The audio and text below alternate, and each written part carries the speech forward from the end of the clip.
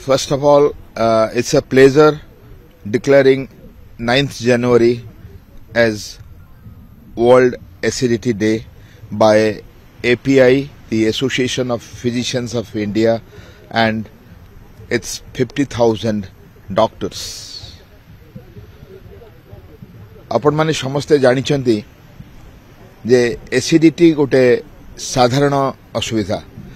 समस्तंकर छाती जलिबा पेट फांपेबा आ भोक न हबा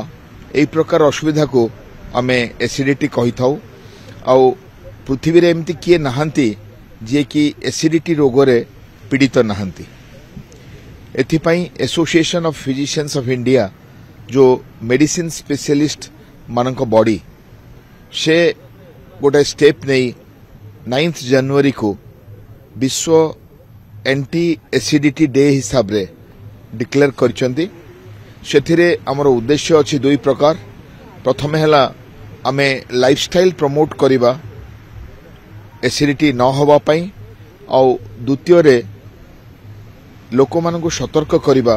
ताकू ठीक टाइम रे डिटेक्ट करिके ट्रीटमेंट करिबा पई ता विषय में गोटे मिनिट कहबी लाइफस्टाइल हैला प्रथम जिनस खाद्य आमे बहुत फास्ट फूड खाउचे कोल्ड ड्रिंक्स पिउचे तेल मसला खाउचे जा फल कि एसिडिटी होउची तो तंतु जातीय खाद्य परिबा सलाड फल खाइबा दरकार व्यायाम अभाव रु लोक मोटा हो जाउछंती ओ ओजन बेसी हबा जोगु एसिडिटी बढ़ुची अनेक लोक चिंताग्रस्त होउछंती आ टेंशन रे तांकर एसिडिटी बढ़ी जाउची अनेक निशाग्रस्त होउछंती अल्कोहल निकोटिन खाइकी तांकर एसिडिटी होउची अनेक लोक सोउ नाहंती दिन राति काम करूछंती ता फल एसिडिटी रो शिकार होउछंती तो लाइफस्टाइल रे ए जो उचित खाद्य सठिक ओजन चिंता मुक्त जीवन यथेष्ट शोइबा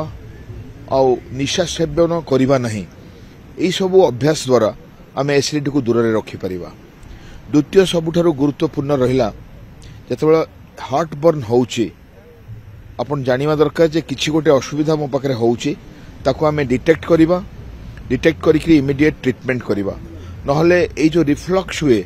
या केवल छाती जलिबा बा गैस्ट्रिक अल्सर डिओडोनल अल्सर बा हमर विभिन्न एसिड पेप्टिक डिजीज करे ताहा नुहे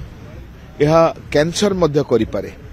ए एसिड जत इसोफेगस को आसे बेरेट्स इसोफेगस कहि गोटे रोग हुए जाकि इसोफेगस रो गोटे कैंसर कहीं एसिड इसोफेगस रे रहिबा कथा नुहे